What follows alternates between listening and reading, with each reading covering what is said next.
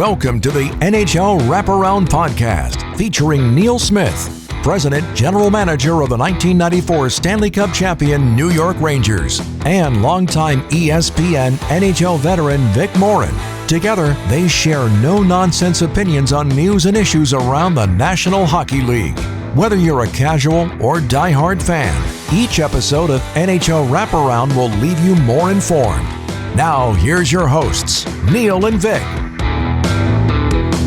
Welcome to NHL Wraparound for January 6, 2025. Vic Morren along with Neil Smith. And we've got a combination show today where we do our normal wraparound, but we will also introduce New York Centric, covering the Rangers, Islanders, and Devils. And this will be a separate show starting next week, but it's going to be baked into Wraparound today. But first, we have three things you need to pay attention to, brought to you by UBS Financial Services, Inc. And Neil, first stop is going to be Vancouver. JT Miller, no goals in 11 games since his return from personal leave, 12 overall. He does have 9 assists, but the bigger story here are reports coming out of Vancouver that both Miller and Elias Pettersson could be on the trade market.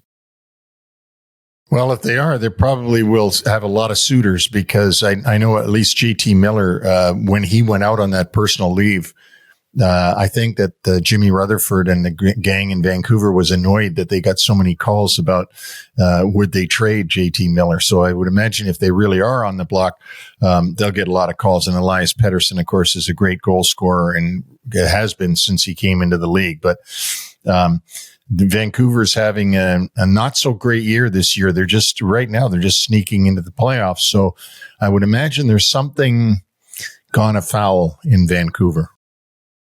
There's, of course, been a lot of talk of a rift between these two players. Both of them deny it. The organization denies it. But I think where there's smoke, there's fire. And if there's a deal, wouldn't it be something if they were packaged together? Yeah, I would doubt that anybody would do that, right? I mean, imagine taking that on, knowing that there's already a problem. But anyway, it's a fun story. Yeah, for sure. And certainly we're going to be paying attention to that one as the trade deadline nears, and we'll see if the Canucks can get their ship righted. They open up a 5-game road trip in Montreal starting on Monday evening.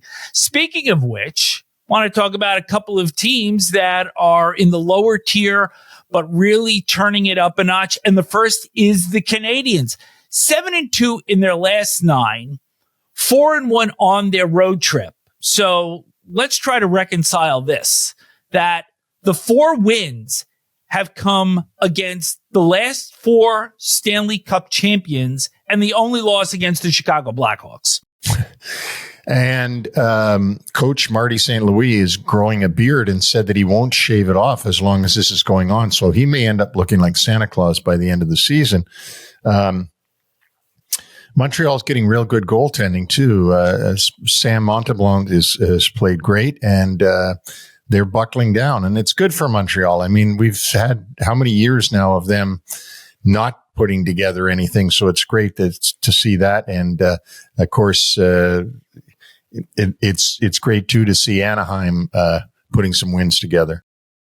4 out of 5, Frank Vatrano, who just signed a 3-year extension, celebrating with 2 goals. But I did want to go back to Montreal for a second, because Jakub Dobeš, who in his debut shuts out Florida, he wins in Colorado on Saturday in a shootout. So certainly for the Canadiens, who have been looking for anything with a little bit of traction, this is giving it to them. And I think it's going to be very interesting to see how they come off the road trip. Those first games are always difficult. They're coming in against a wounded Vancouver team. We're going to talk about more later, but I want to see how they respond tonight in their first game back home.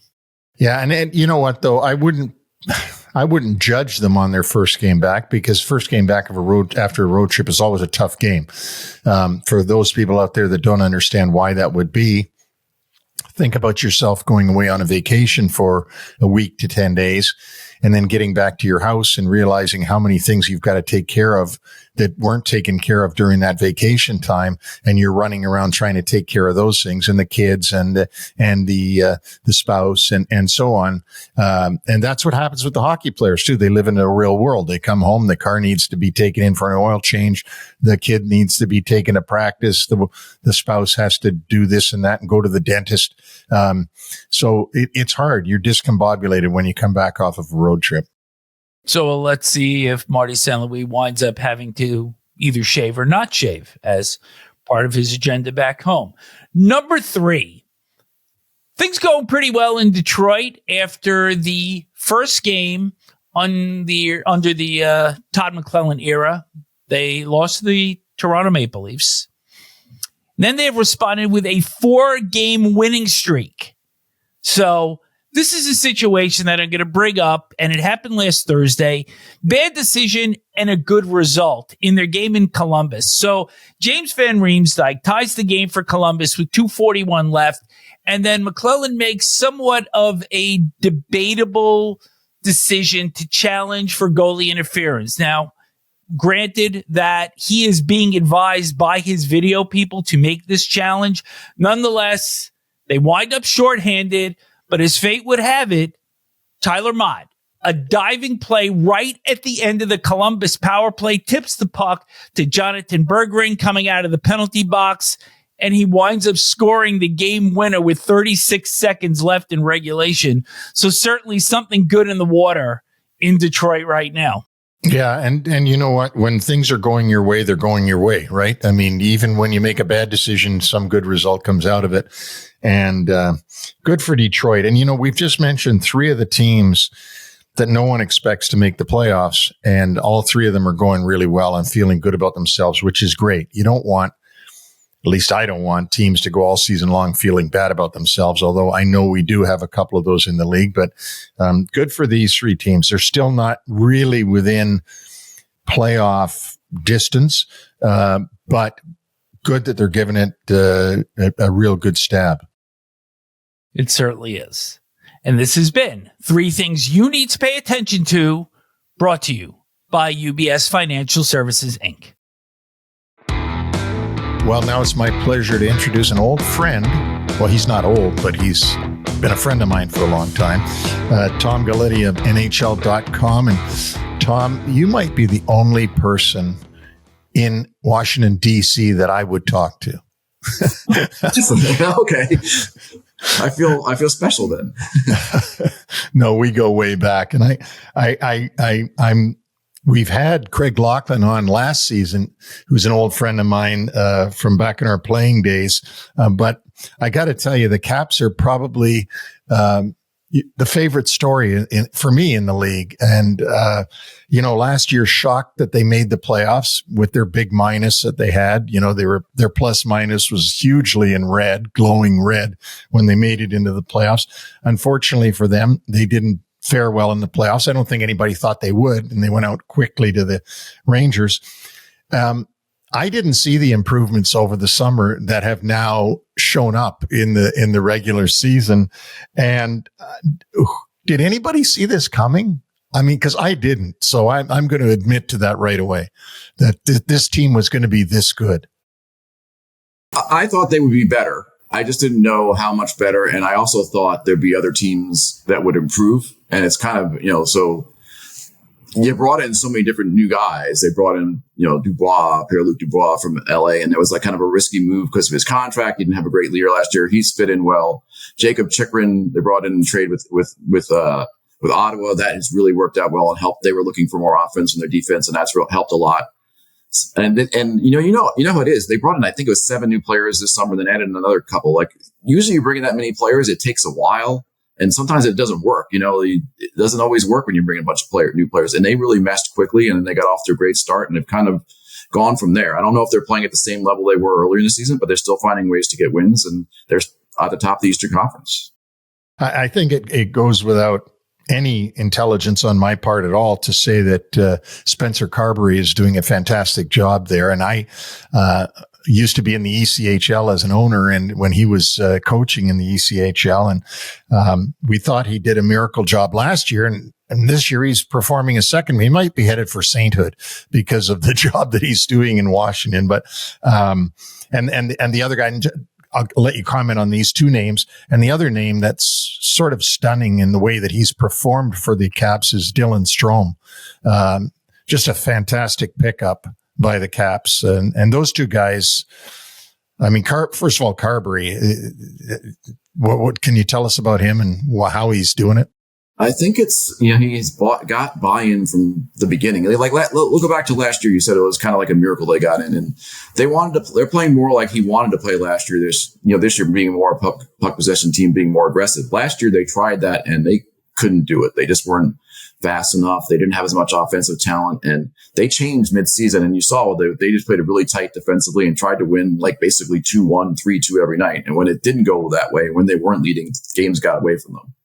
This year, with the talent they added, they really tried to do that, possession game and be aggressive. And, for most of the season, they've been among the league and leaders in goal scoring. It helps when you have Alex Ovechkin scoring at the level he's been scoring at, which he started really in the second half of last year. But you mentioned like Dylan Strome playing with Alex has been a really good pairing. I got to give credit to Dylan in that, he came here from Chicago, 3 years ago and wasn't, he was the guy like at Lecco twice already, but he started out as a number 3 pick in Arizona. They moved to Chicago and he had some decent years there.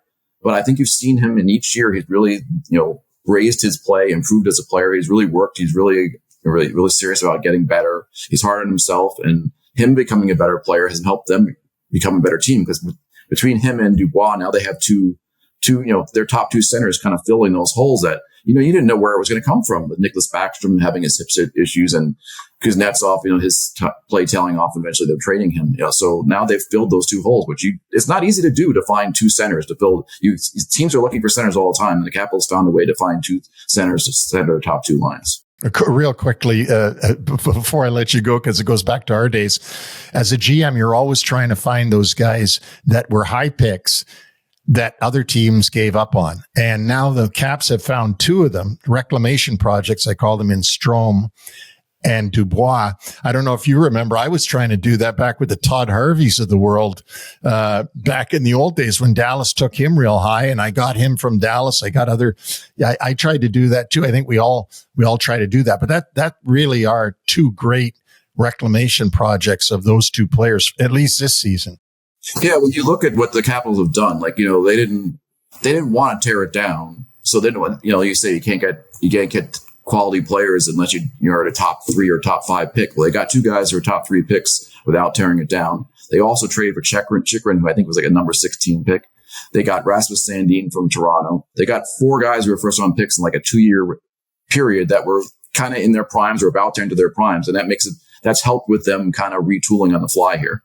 It's not easy to do. You see, teams have tried it, you tried it, and it's kind of a tightrope to walk. It can go either way. No one really knew if it would work. They hoped it would work here, but it clearly has worked so far. And it's, that's where they are in the standings. I think it's also remarkable the job that Chris Patrick and Brian McClellan did during the offseason. And you mentioned some of the players that have come in. I'll also add in a few more: Andrew Mangiapane, Matt Roy, Logan Thompson coming in from Vegas, Brandon Duhaime, Tyler Radish. But there's also been guys on the roster that have raised their game. And you'd mentioned Strome already. Connor McMichael's having a big year.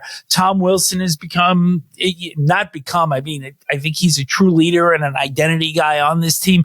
Alexi Protas, Lars Eller came in a trade from Pittsburgh. And you mentioned Nicholas Backstrom being out. We should also mention 2 other guys on long-term IR in TJ Oshie and Sonny Milano. And just this entire mindset of what this team now brings to the table on a collective basis every single night almost is really admirable. Yeah, they have really good depth, which is one of the things where you're wondering where that was going to come from. And you mentioned Protas and McMichael. Those are 2 guys that, young players who they hope will be good players. And sometimes you try to bring them in, force them into roles, and you don't have the supporting cast around them, and they have to do more than you want them to, or it's just a lot more pressure on them. And the way the Capitals have added players around them, it's been kind of a buffer where they can go in there and play, and they've done their thing. And Protas has taken another step this year. He's really, he's just a giant guy, 6'4", 6'5", and he skates really well. I remember when he came in for his first camp, he was still kind of growing into his body and his legs were not catching up with the rest of him. And now when you see him, he's just a, physical force, not a physical as far as like hitting guys, but he's just so big and strong.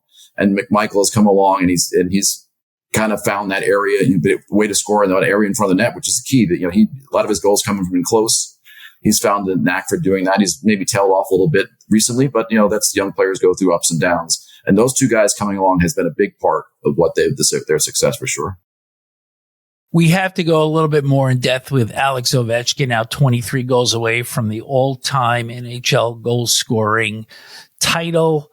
And let's go back to last year when Spencer Carbery comes in as the head coach. He's got this grizzled veteran that is in this chase for this, probably the greatest of all NHL records. Can you talk about Ovi buying in to a rookie head coach?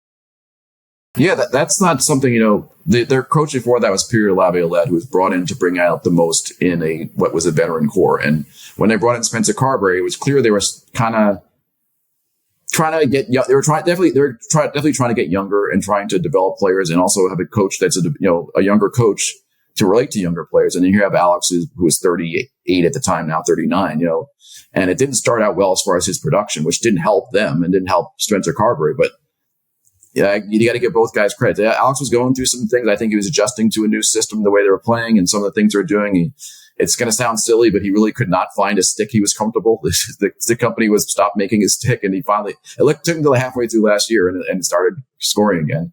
And also sounds silly, he scored 800 goals, but he kind of had his crisis of confidence, and he lost some confidence. And when it started going back in again, he obviously got it back. But you got to give it credit to two of them. Spencer, I think, obviously knows who Alex is and he's learned ways to get best out of him. He's talked to him about doing some things different. For example, this year he moved him to the right side, which is something that Adam Holtz had done with him 10 years ago, but it's not like really a common thing. And, he got Alex to buy into that. Alex has always been a guy where you tell him to do something, explain it to him, he'll do it. There's been things that people maybe don't give him credit for, but he's had coaches move in different things, doing different things, playing in different situations. And he's always pretty much gone along with it. And I think that the two of them deserve credit. But like you said, as a young coach coming in your first NHL job and you inherit Alex Ovechkin and he's going after his record, that's something to balance with how you get your team to play the way you want it to play and win.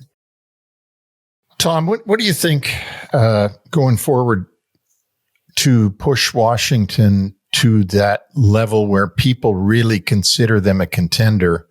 What do you think the challenge is for Spencer Carbery and the group to get into that group with the Floridas and the Dallas Stars, let's say, or whoever you want to take from the West, is to say they're one of those?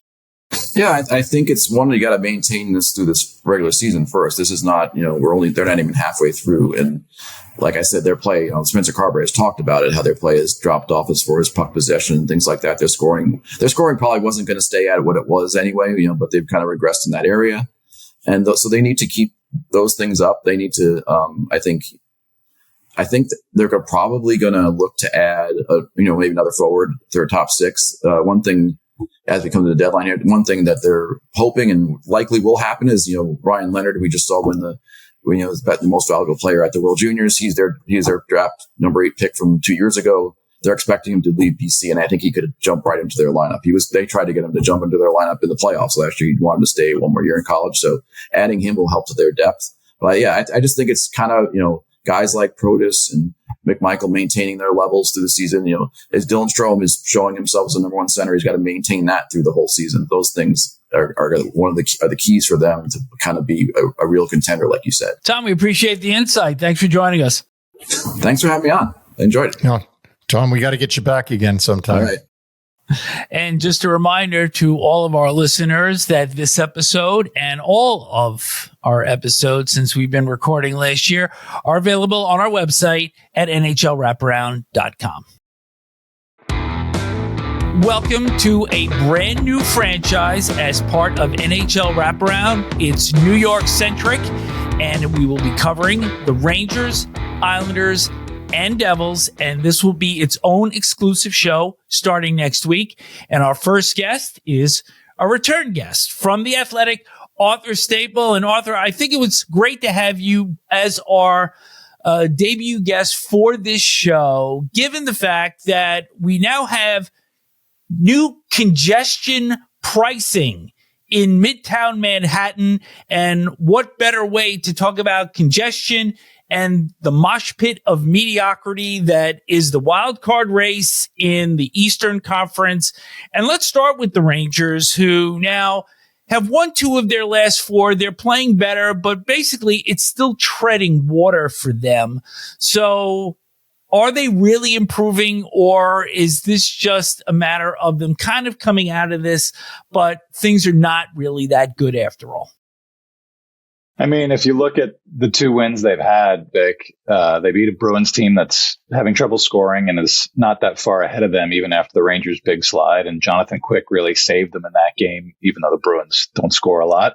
They go down to Washington and play a good team in the Caps and get strafed and can't, do a lot of the things that struggling teams do, or played well enough, kept in the game, gave up some power play goals, didn't convert their own power plays, and more importantly, gave up goals when they pulled within 1. They gave up goals, I think it was 3 times within a couple of minutes each time. That's, that's what bad teams do. They can't sustain anything. They're not good enough to do that, even though the offense broke out a little bit. And then, in Chicago's the worst team in the league. They sure look like it. And Rangers still do have good offensive players, and they played like it. So, when you see guys like Adam Fox, who had a pretty good weekend, overall, I think, looked a little bit more like himself. If he can be more like himself and kind of get the offense going, it makes up for some of the deficits they have. But I think you look at their week ahead, they've got Dallas coming in, who's one of the stingiest teams in the league, the Devils, who have embarrassed them twice in the last month, and then they go out to Vegas, who's one of the best teams in the league. So I think this week coming up will be more of a telling stretch of whether they're able to turn this thing around or whether they're kind of heading further into the muck down at the bottom of the Eastern Conference. And, it's 16 losses in 22 games. You need to win a lot of games to turn that around, and they haven't done that yet. Arthur, what I noticed with the Rangers, not hard to notice either, is that they're the players that carried them to the President's Trophy last year and normally would carry any team is their high-end players, right? You just mentioned Adam Fox is playing better, and that's certainly the same observation I had. But Panarin, Zibanejad, and missing in action is Chris Kreider, not dressed in the Chicago game. Really not adding a lot of stuff. Like I noticed that all their offense at least against Chicago, it seemed like was coming from more of their meat and potatoes guys. Is that your observation? Yeah, I think Philip Hedl, I don't know if I'd call him a meat and potatoes guy, but he's certainly, when he's healthy, he drives a lot of offense. His line is not great in their own end. They rely more on Vincent Trocheck's line and on Zibanejad's line to do a lot of the defensive zone work. And I think that's where you see, especially Zibanejad and Kreider over the years, they generate a lot of their offense from their own end. They're not stationary O-zone guys who create, out of nothing the way that a Connor McDavid does. They create off the rush, especially when they're killing penalties, and they create from their defense. Mika Zibanejad, I think if you ever could say when he was at his peak, one of his failings was he loves the other end of the ice maybe a little too much. He's not as soulless that he's going for his 120 points and not paying attention to the other end. That's what makes him so valuable to the Rangers. And that's been missing in a big way this year for him. I think, he made a couple plays last week where you just sort of shake your head at how out of it he is. Kreider, he mentioned how his back was bothering him. He missed a few games with back spasms right around the time of the Chris Drury's group text to the rest of the league mentioning Kreider. I have to imagine you watch him out there, especially at the net front, where his reactions aren't as good as they've been. You have to wonder if his back is still bothering him, and that's maybe why he missed the game on Sunday in Chicago. And I think that Panarin, Vincent Trocheck, Alexis Lafreniere line, which has drove a lot of their offense last season and at the beginning of this season, is really hurting them. You've seen pretty much nothing from Lafreniere in the last month or so since the slide began. Trocheck is an effort guy, an energy guy. I don't think that's lacking with him, but he needs that to kind of generate his offense. And Panarin is a guy who can kind of drift a little bit mentally and certainly physically at times if he's pushed out of the play. I think we've seen it in the playoffs a lot. And when he's not operating at peak efficiency, their offense really struggles. And certainly if you're not getting it on the defensive end from some of their top six guys who pride themselves on being two-way guys, then you're not generating much. So yeah, I agree that they're getting a lot of it from that third line with Hedl, Will Cooley, who I think has been maybe their best, most consistent forward all season in his second year, and Brett Berard, who's maybe not physically going to measure up over the course of a long NHL career, but has given them a little bit of a spark, which, they don't have a lot of that in their organization right now, depth-wise. So it's good to see a 22, 23-year-old kid come up and give them a little bit of a jolt and some energy. But yeah, it's not necessarily coming from their big guys. I think Zibanejad's been better the last couple of games. He's had a goal in each of the last two, I believe. But I think also too, going back to Fox, you look at their decor now with Trouba gone. It's not an NHL defense really. Going 1 through 6, you've got Fox, who if he's playing at his peak efficiency, can make up for a lot of problems. But Keandre Miller's struggles have been noted here, elsewhere, everywhere. He's had a really rough go this season. Braden Schneider, I think, has taken a step back, and you've got some new guys in there. We don't even mention Ryan Lindgren, who's really struggled this year in kind of a pivotal year for him, being a UFA at the end of the season. And the new guys they brought in some of their trades with Will Borgen and Urho Vakanainen, fine players, but not really difference makers. So it's a curious group back there. And when you get a lot of your offense going up the ice and off the rush, and you only have one guy who can really bring carry the mail in Fox, and he hasn't been doing it maybe as well as he used to. This is kind of the result. They're just not good in their own end. They're not good up the ice and not good on special teams, at least of late. And here we are. Going back for one quick second to Lafreniere, I noticed, I thought of this right away. Has his slide had anything to do with Capo Caco leaving? Because weren't they friends? Weren't they guys that were buddies at that? They're sort of in the same age group. Is there any chance that that's bothering him? I mean, it's always been kind of an odd mix in that room because they went through their cycle of rebuilding for 4 years. You have a lot of young guys, and then you have this older group. Panarin signs, Zibanejad has been there, Kreider's been there. Trocheck comes in. So you have Trouba was there. You have this leadership group who is very well entrenched. Some guys have been there for a long, long time. And aside from Trouba, they're not a very forceful leadership group. I think when people see an A on someone's sweater, they just assume that this is a guy who's a very rah, pulling equipment out of the stalls and yelling and screaming. And it's just not like that here. It's not like that in a lot of places, but particularly here. And that's why Trouba really filled that captain's role so well, because he was one of the few guys who was willing to do that. So you have these young guys in Kakko and Lafreniere and Hedl who are well liked in the room. I'd throw Fox in there too, but haven't really kind of grabbed that mantle of let's let this next wave of guys come up and be leaders. And I think personality wise, they were happy to fit in as part of the room and be contributors on the ice, but not necessarily take those leadership roles. So you remove Trouba from the situation, you remove Kakko, like you said, maybe, a long-standing member, a good guy in that group of younger players. And I think everybody maybe feels a little bit adrift, not just on the ice, but where do I fit in this room now? How do I think you've seen some of it from Trocheck, who's always had that in him. I think you're seeing more of Kreider and more of Zibanejad than maybe you used to in terms of comments to the media or speaking at tougher times. So Braden Schneider, I think, has been a guy who's kind of done that. Will Cooley, as someone being in the room a lot after some of these losses, Will Cooley shows up a lot and is very candid in his comments, and maybe a guy you wouldn't have thought would be like that.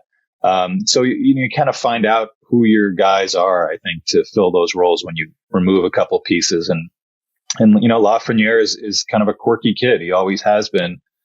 Doesn't love the spotlight, doesn't love giving interviews. He's much more of kind of a goofy kid behind the scenes, even still now at age 22 or 23.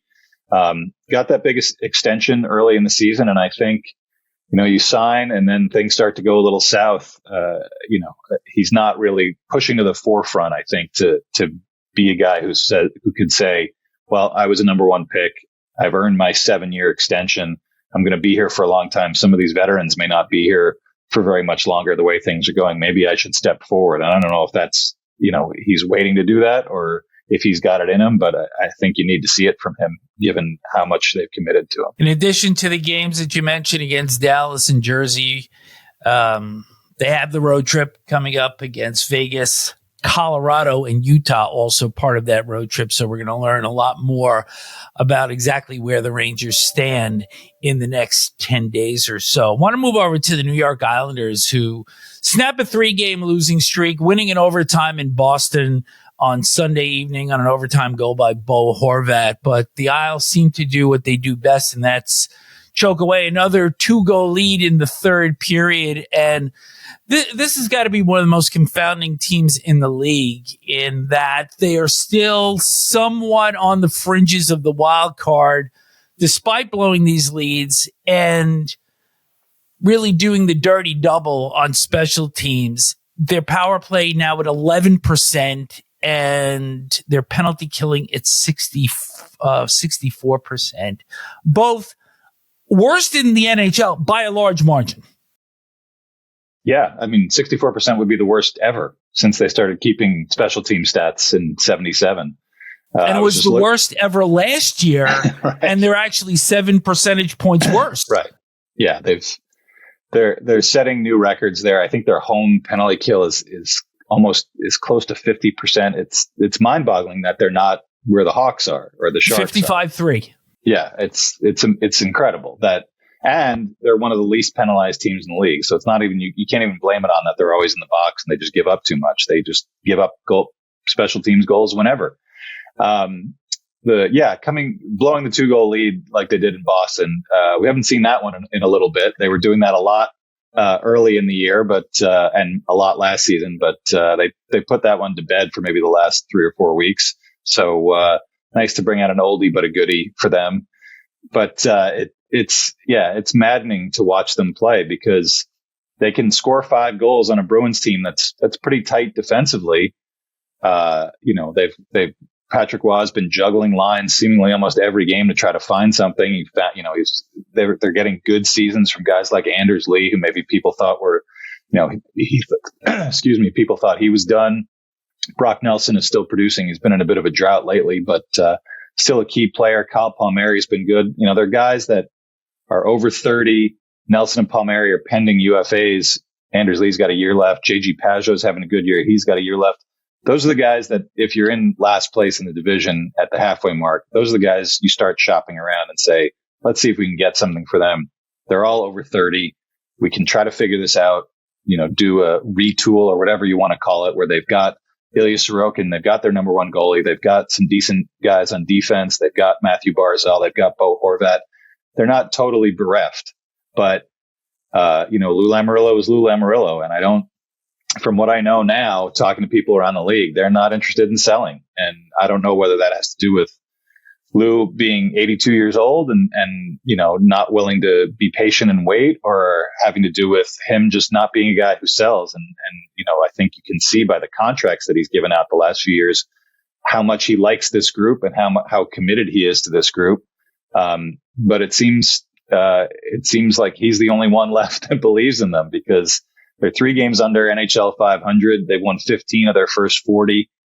It's one of the worst first halves they've had in a decade, back to the days, in the early 2010s when John Tavares was really the only thing they had going here, and they would routinely be out of it by Thanksgiving. So, he believes, Patrick Roy believes, I'm sure the guys in the room believe, but it's hard to find any belief with all those percentages that you cited and, blowing leads.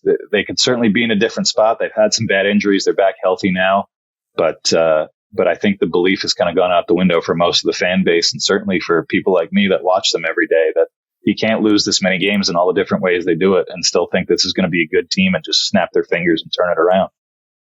Even though they've been a little bit better recently in terms of not blowing leads, is there something though that you can pinpoint as to why a Patrick Waugh team, one of the great goaltenders of all time, Hall of Famer, that this team struggles to defend during the back end of games?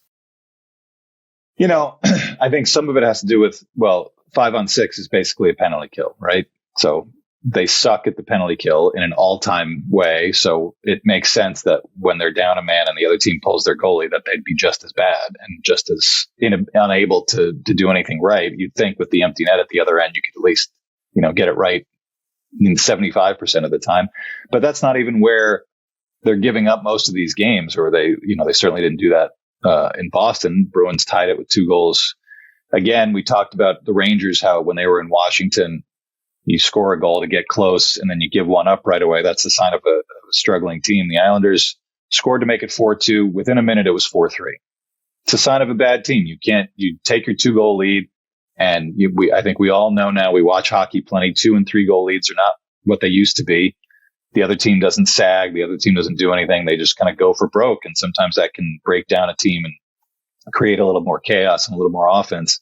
But if you're a good team, you've got the game, you're winning by 2 in the third period, you press, you play your system to an even higher level because you know that one more goal puts this out of reach. And the Islanders just can't do that, whether they don't have the personnel to do it, whether they're deploying their personnel incorrectly. I think it's a little bit of everything that's been wrong. And frankly, Elias Sorokin, who's, being paid like a true number one and one of the top 10 goalies in the league, sporting an .898 save percentage, which is right around league average, but that's not good enough on this team. And him routinely giving up 3 and 4 a game. He's played, I think, 15 of the last 16 because Semyon Varlamov has been out for over 6 weeks. But I think that goes back to you put that on Lamoriello because you know that you have a 36-year-old backup and you have a guy in Sorokin who broke down last year with overuse in this December, January stretch. So you go out and sign a third goalie. They bring in Marcus Hogberg, who had played some in the NHL, had been in the Swedish league for a while. Okay, that's your insurance policy. If Varlamov goes down, you can't just throw Sorokin out there 12 in a row like they did, especially with the team not playing well. You have to be able to think long term, give him a break, let Hogberg play a couple if you have faith in this guy enough to have signed him. And they didn't do it. And so they played Sorokin, like I said, 15 out of 16. They haven't looked good in some of them. And now Sorokin has given up, maybe a bad goal every other game. And that's death to this team because they don't score enough and they're not consistent enough. So you look at the reasons why they're blowing these leads. It's a bunch of different reasons. You take a badly timed penalty, and obviously they can't kill a penalty. You give one up 5-on-6 because they play as badly 5-on-6 as they do 4-on-5, or your goalie just gives up a bad one. I think in the Boston game, the tying goal by David Pastrnak, a cross ice pass that goes right in front of the net, right through the crease. A goalie who's feeling confident and is feeling energetic cuts that pass off with his pad or with his stick, goes right through to Pastrnak on the other side, and it's an easy tap in. You could catalog all the different ways it happens, but the fact that it happens this often means this is not a good team because they're not doing it. They're not being able to hold these leads enough. A team that we believe is good is the New Jersey Devils. So, we will take mass transit over into Newark and make the transition over to them. And here's a team that won 6 out of 7, and now they're on a 6-game road trip. They're 0-4. They have been shut out a league leading or tied with Nashville, a league leading 6 times this season. So we know that there are bumps that are going to take place during the course of the season. This is a very solid club that Sheldon Keefe has. But at the same time, this is not a real good showing on this Western swing. No, I mean, outside of LA, you go through California now, you should come away with at least 4 points because the Sharks aren't very good and the Ducks aren't very good. So, yeah, it's not panic mode for the Devils. We're right in the middle of the season, and they've certainly banked enough points, as we were talking about how bad the bottom, 2/3 of the East is. They're still sitting in a very good spot.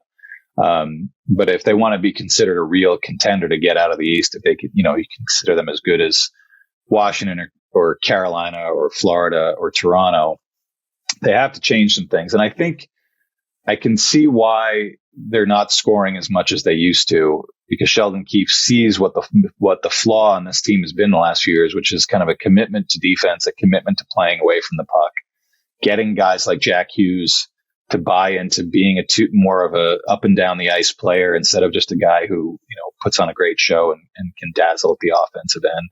And they certainly brought in some guys. I think it's taken Brett Pesce, who missed, I believe, the first 6 weeks, a little bit of time to get acclimated. Their decor still, even with Pesce, even with Brendan Dillon, still not the best. I don't know that you're seeing Luke Hughes, still very young guy.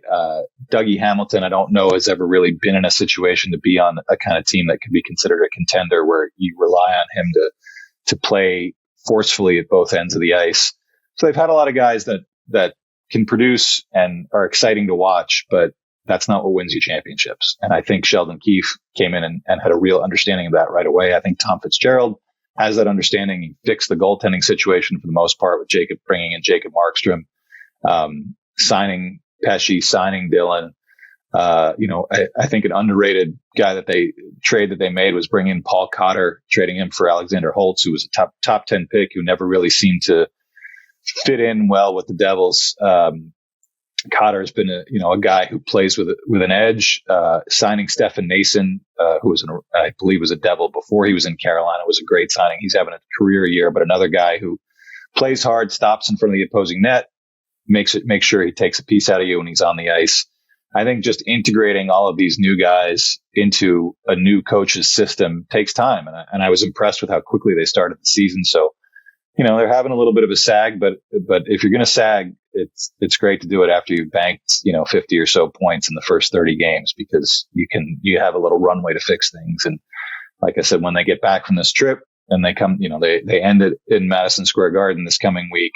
That might not be an ideal situation for them, but I think the way that they spanked the Rangers before Christmas a couple of times will probably put them on the right track. And then they've got a decent long run at home after that. And I think you'll see them kind of right the ship a bit.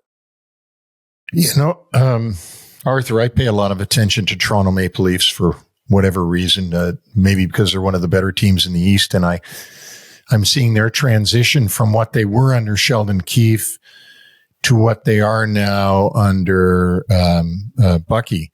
And they're a lot more responsible defensively. So my question is about Sheldon Keefe. Do you think that perhaps him paying attention to defense and trying to get Jack Hughes and these other great offensive players to be more disciplined defensively is in part because of the lessons that he learned with that star-studded Toronto lineup, and he really couldn't get them to play as well as Berube's having them play defensively.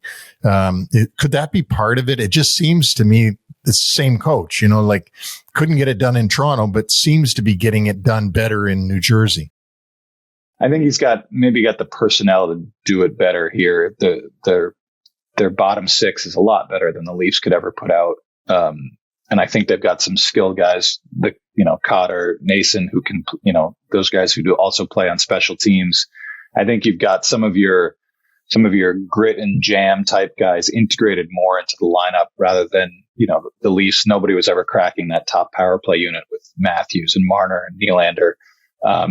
And I think they felt like that's where their bread got buttered. And, seeing now with Berube, and I think injuries also playing a part for Toronto and some of the repeated failures that they've had, kind of motivating some of those guys to change their ways a little bit. And I think for Keefe too, I think maybe you come in, I'm sure very well, Neil, that your second job, whether it's coach or GM, you always seem to take a big jump or learn some lessons because he was a little too reticent. You've got, Toronto, center of the hockey world, Brendan Shanahan, as team president. There's a lot of people looking over your shoulder, I think, at all times up there. And Jersey is probably the polar opposite of that, despite being in the tri-state area. So I think he's learned a lot. He was a smart guy when he was the Leafs coach. He's a smart guy now as the Devils coach. But I think maybe he's learned a bit how to communicate what he wants a bit better. And I think he's got maybe more receptive people, a little bit more, some more veteran voices who can have a little bit more of an impact on guys like Hughes. I think when you have a captain like Nico Hischier, who will always buy in and is a guy who's probably going to be a Selke Trophy candidate at some point in his career.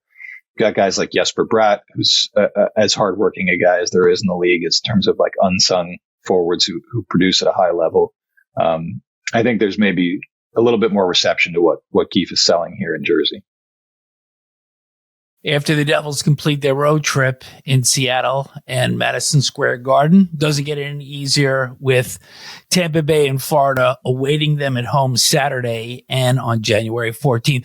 Arthur, thank you for joining us once again on our debut episode of New York Centric, and hopefully we'll have you on again at some point during the rest of the season. And fans, if there's something that you want to hear about the three New York area teams, please write to us at NHL Wraparound at gmail.com. And a reminder that this will now be an independent show starting next week. Arthur, thanks again.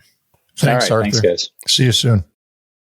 And Neil, it's so great to be able to just talk about the New York area teams. But as we like to do on this show, we like to drop in a little bit of history, being us two older fellows here that talk about franchises of yore. And I hope a lot of our listeners get something out of this particular segment because, you know, neither the Islanders or the Rangers were the first teams in the New York area. The original New York team was the Americans that entered the NHL from 1925 to 1942.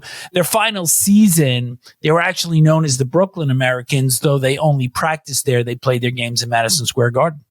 And that was something they tried to get attendance up at Madison Square Garden, and you know the Rangers were owned by Madison Square Garden, and of course Madison Square Garden was putting the squeeze on the Americans by upping the rent, and the Americans were having trouble with that. So after right in there in World War II, they could no longer make it, and the reason they changed to the Brooklyn Americans was to try to have an area to draw from that would want to support them, and obviously that didn't work. The New Jersey Devils also have a little bit of history with defunct franchises because that franchise began in Kansas City as the Scouts in 1974. They lasted for only 2 seasons before moving to Denver, where they were the Rockies for 6 seasons.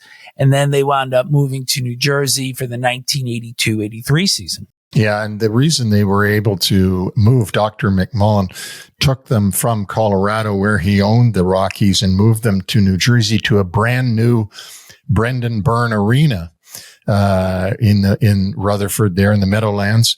I was at the very first hockey game ever played at the Brendan Byrne Arena, and it was played between the New York Rangers and the Philadelphia Flyers as an exhibition game in the what I guess would have been the 1981 preseason.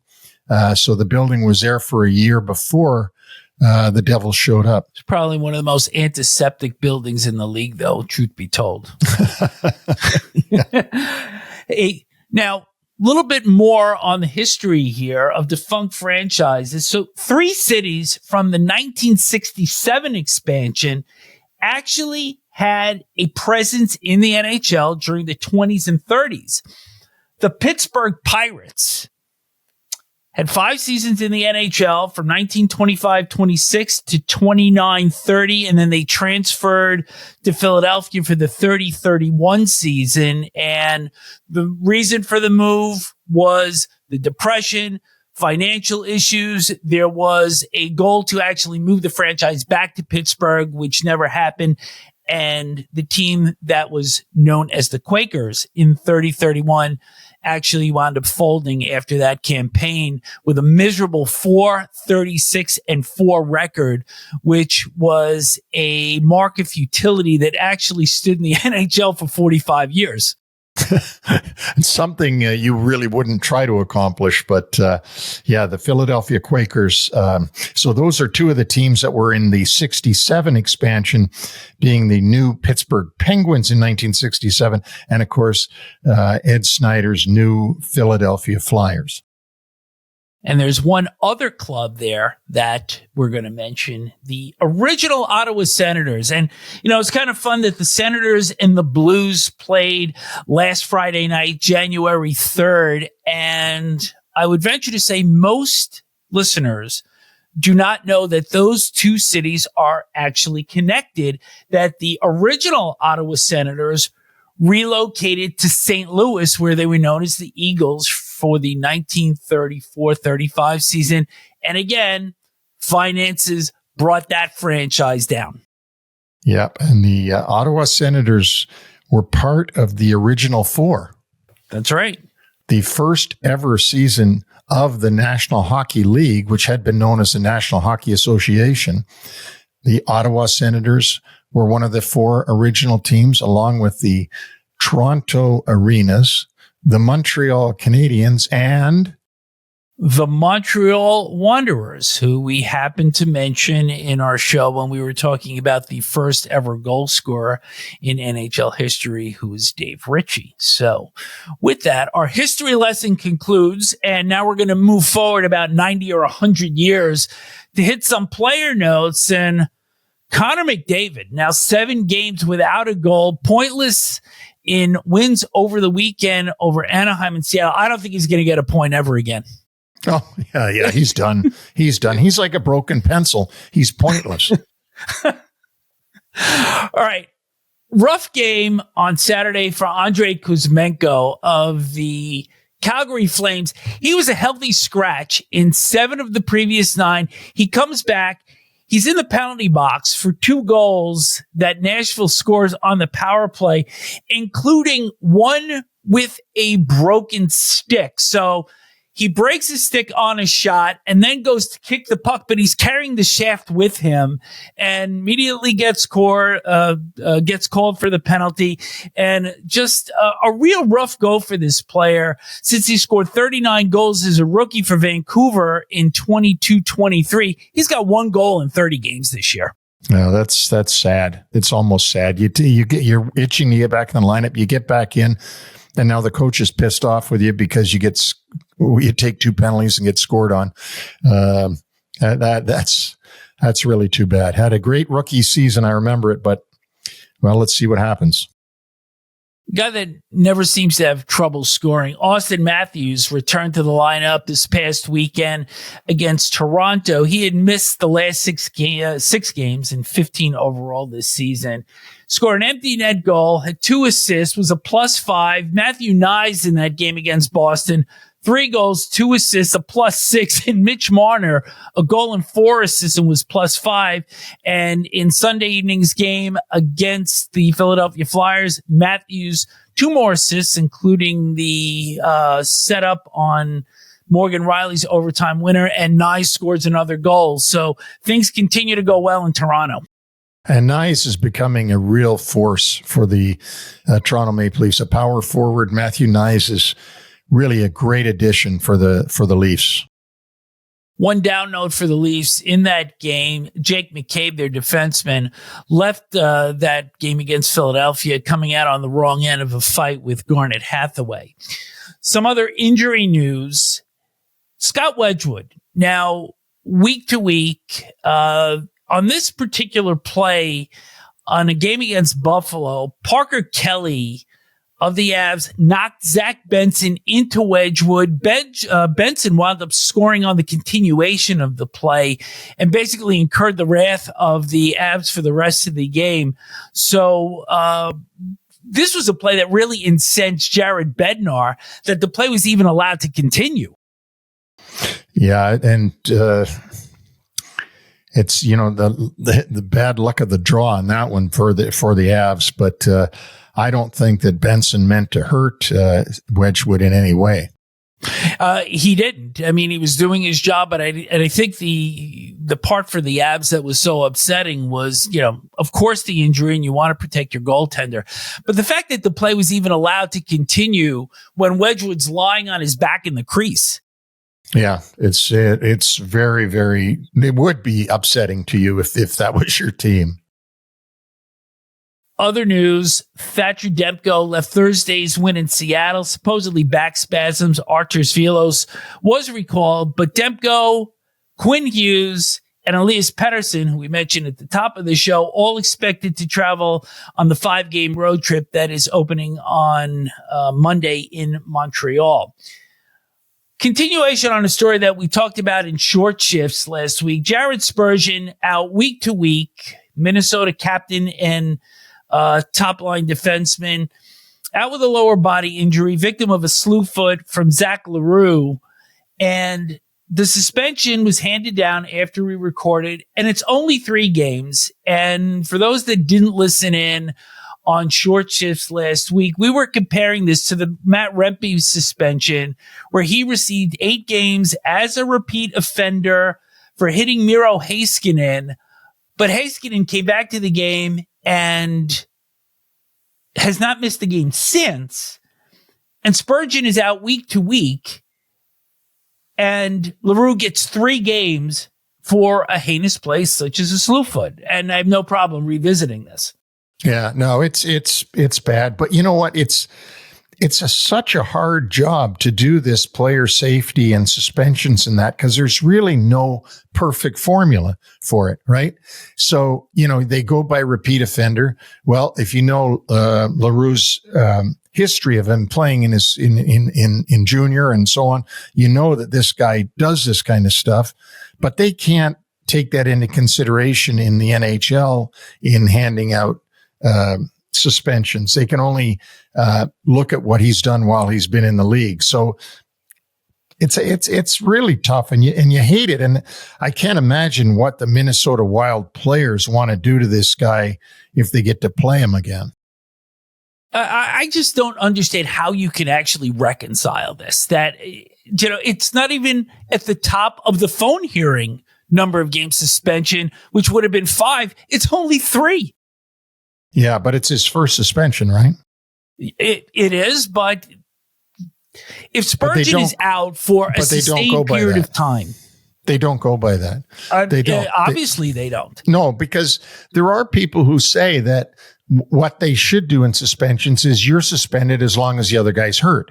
Well, that'll lead to people making people hurt a long time then. Making sure they stay out of the lineup. Right, so, that's its own can of worms. Right, exactly. So there's, as I said, I don't like this either. I think slew foot is one of the most chicken shit plays you can have, but there's no perfect science to doling out punishment for these kind of things. It only seems that we get further away from stuff that actually makes sense when it comes to the Department of Player Safety.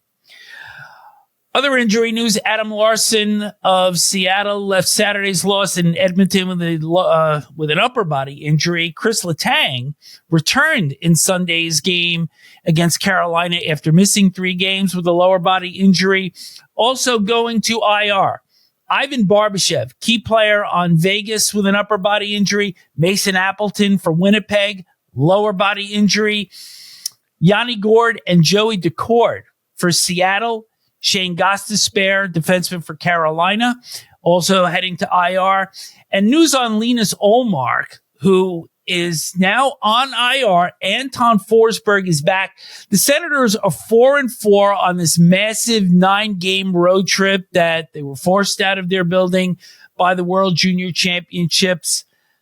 I think the upside here for the Senators is that they have managed to come through this road trip still right in the wild card hunt. They play their last game of the trip in Detroit on Tuesday, and then they will come back home and play 25 of their last 43 at the Canadian Tire Center, including 9 of their last 11. So when we had looked at this road trip as being really the litmus test of whether Ottawa was going to be able to hang around, they have lost 4 or 5, but they have at least kept themselves at the waterline.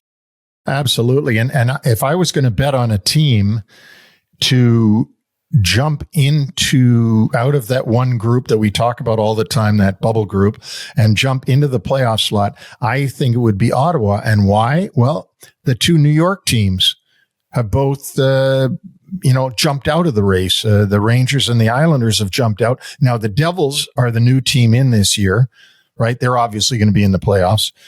They weren't in last year, so they take one of those spots, and somebody can take the other one, unless Boston falls apart, and then you're going to get two new teams that can get in there. Let's talk some World Junior Championships. On Sunday evening, the United States claims back-to-back gold, their 7th gold all-time. 4-3 overtime victory over Finland. Czechia wound up beating Sweden for the bronze, but Teddy Stiga scores the golden goal. He's a second-round pick by Nashville in this most recent entry draft. Zeev Byam, picked by the Minnesota Wild, made a phenomenal pass to spring Stiga on a breakaway, and a remarkable story that the United States continues to make the push and perhaps the claim that they are the world hockey power right now. Well, they certainly are in junior. And it's great for them. And you know what, when a country with 300 million people can start being a hockey power, it's only good for the NHL and for you and me and for everybody else that loves hockey. So, congratulations to USA for winning their 2nd consecutive gold medal. But you're Canadian born. And on the flip side of that, there's the disappointed in Canada that they went out in the quarterfinals against Czechia, had discipline issues throughout this tournament. And I think for them, it's almost a little bit of a national tragedy. Oh, it is. It always is in Canada when they don't, when they're not able to win the gold medal. It's, they pride themselves in Canada. I say they, I guess we pride ourselves in Canada on very few things. But one of the things that Canadians pride themselves on is their hockey ability, their country, their national hockey ability. And when they don't win, okay, what are you going to start touting now? Maple syrup or, curling? Curling, yeah. That's true. But I'm sure Canada will be back.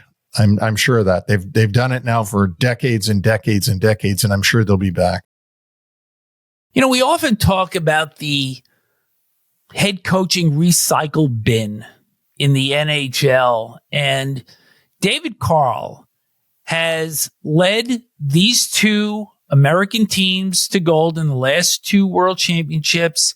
He also led the University of Denver to national title. At what point does this guy's resume start to write its story into the NHL? Well, I would think whenever he wants it to, because if he, does he want to be an assistant coach, an associate coach, or only a head coach? That's what the challenge will be for him. And the other thing is, when you take a look at a real good college coach like David Quinn, who got his first opportunity with a rebuilding Ranger team, so he could never make the playoffs. He gets another opportunity with a worse than rebuilding San Jose team. And now he's an assistant coach in Pittsburgh. And who knows if he'll ever be a head coach again, because when you think of David Quinn now as a head coach, you think of no playoffs, and that's not fair, but that's the way it is. And so a good coach in junior or in college has to be very careful that they pick carefully when they get their opportunity, because if they pick wrong, they may be seen as, a negative for the performance of that team. Also, pretty big challenge when you're hiring somebody right out of college to coach in the NHL, perhaps for their first pro gig. It's a lot different coaching college kids as opposed to professional athletes making big money. Hugely different. And then especially when you go in there making less than most of the players do. And there's very few cards you have to play to get the players to do what you want them to do. It's very difficult, and it's a whole different mindset than going into aspiring players in junior or in college These are not aspiring players. They are players now. They're aspiring to make more money. They're aspiring to get longer deals. But they're not, it's not pie in the sky like it is when you're coaching young guys in junior and college. And for Carl, it's now back to school in Denver to see if his college can repeat as national champions in the NCAA. This is the human side of the story. And Neil, question to you. You ever heard of Ozzy Wiesblatt? I've heard of Ozzy Osbourne. Yeah. I've heard of Ozzy and Harriet. All right. Well, I'm going to bring a new Ozzy into your world right now because he's a right winger for Nashville, and he debuted over the weekend for the Predators in their games in Calgary and before that, Vancouver. He was a first-round pick, 31st overall by San Jose in 2020. But that's really not the core of the story because upon being called up last week, he introduced himself to the Nashville fans by using sign language. And sign language was actually the first language for Ozzy and his four siblings, Ocean, Orca, Oasis, and Oceana. Both of his parents were deaf. And after the marriage eventually dissolved, his mom, Kim, raised all 5 children on her own. And originally, Orca and Ocean were soccer players, and then the boys were introduced to hockey. And Kim moved the family from Kelowna to Calgary, working multiple jobs in order to support their family. And they also received help from a couple of other families to help offset the expensive price tag for what became all 4 boys playing hockey.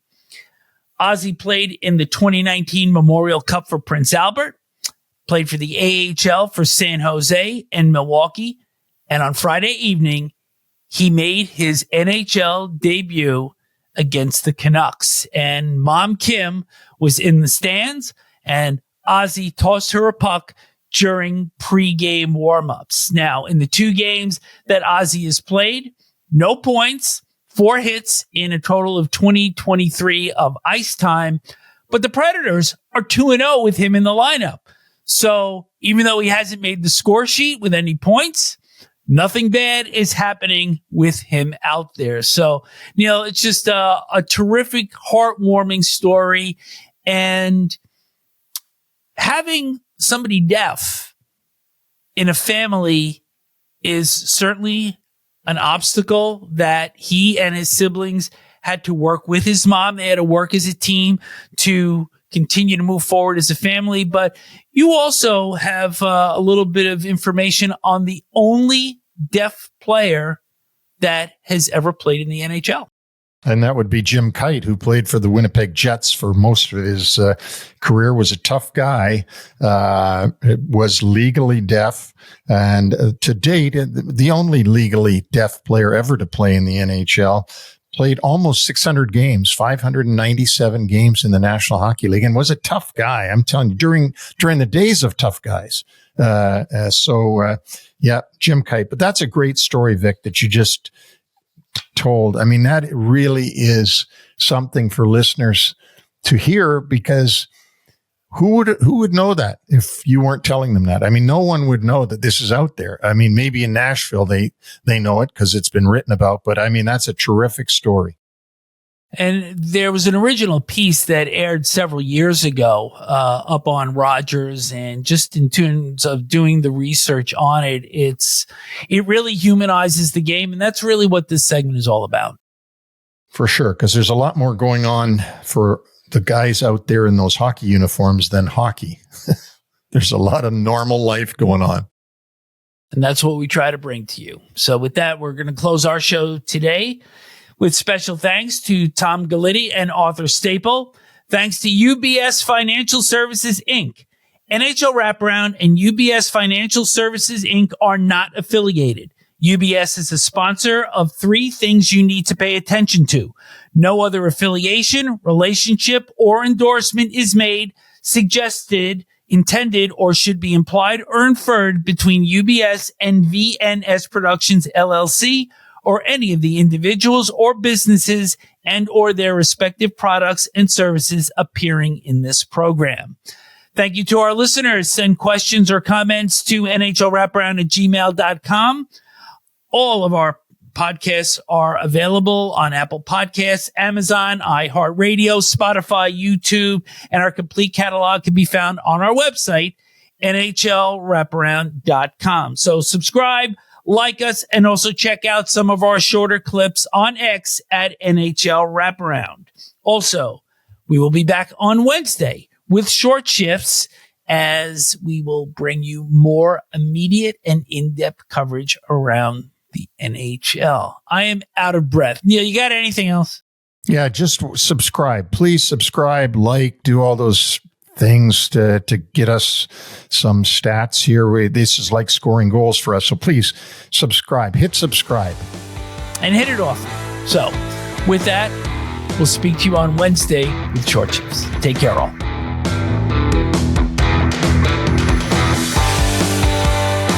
Thanks for joining us on the NHL Wraparound podcast. Don't forget to subscribe to stay up to date on all the NHL action.